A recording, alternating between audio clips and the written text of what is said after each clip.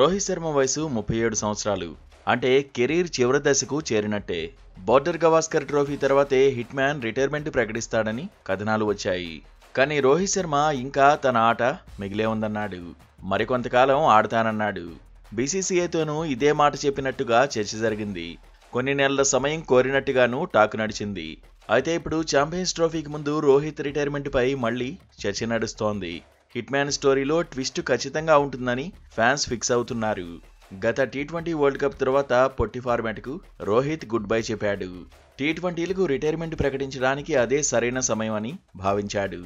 ఇప్పుడు champions ట్రోఫీతో one day world cup పై ఓ నిర్ణయానికి రావడం పక్కా అని ఎక్స్పర్ట్స్ చెబుతున్నారు. అయితే కెరీర్కు సంబంధించి రోహిత్ శర్మ అభిప్రాయాన్ని బీసీసీఐ తెలుసుకుందని చర్చ జరుగుతోంది. భవిష్యత్తును దృష్టిలో పెట్టుకుని బోర్డు ప్రణాళికలు సిద్ధం చేస్తోందని కథనాలు వస్తున్నాయి. వచ్చే వరల్డ్ టెస్ట్ ఛాంపియన్షిప్ సైకిల్ ఈ ఏడాది జూన్లో మొదలవుతుంది. టెస్ట్ ఛాంపియన్షిప్ సైకిల్లో 2 ఏళ్ల పాటు ఆడాల్సి ఉంటుంది. అందుకే టెస్టుల్లో రోహిత్ ఆడడం కష్టమేనని ఫ్యాన్స్ ఫిక్స్ అవుతున్నారు.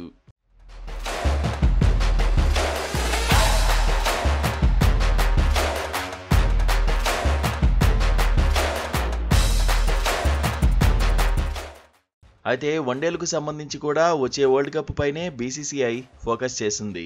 మెగా ఈవెంట్కి తగినట్టే ప్లేయర్లను రెడీ చేసుకోవాలనుకుంటోంది. కెప్టెన్సీ పరంగానూ బీసీసీఐ లెక్కలు బీసీసీఐకి ఉన్నాయి.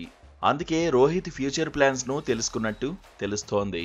కెప్టెన్సీ మార్పు ప్రక్రియ సజావుగా సాగాలనే ఆలోచనలు బోర్డు ఉన్నట్లుగా మాజీలు చెబుతున్నారు. ఓ రకంగా ఛాంపియన్స్ ట్రోఫీనే రోహిత్కు చివరి ఈవెంట్ అయ్యే అవకాశం ఉందని అంటున్నారు. ఛాంపియన్స్ ట్రోఫీ గెలిస్తే అంతర్జాతీయ కెరీర్కు గుడ్ బై చెప్పడానికి అంతకు మించిన సందర్భం ఉండదనే వాదన కూడా ఉంది. మరోవైపు వన్డేలకు రోహిత్ దూరమైతే భారత జట్టును ఎవరు నడిపిస్తారు అనేది ఆసక్తికరంగా మారింది. ప్రస్తుతం ఛాంపియన్స్ ట్రోఫీకి వైస్ కెప్టెన్గా శుభ్మన్ గిల్ను సెలెక్టర్లు ఎంపిక చేశారు. రోహిత్ వారసుడు గిల్ అని సంకేతాలిచ్చారు.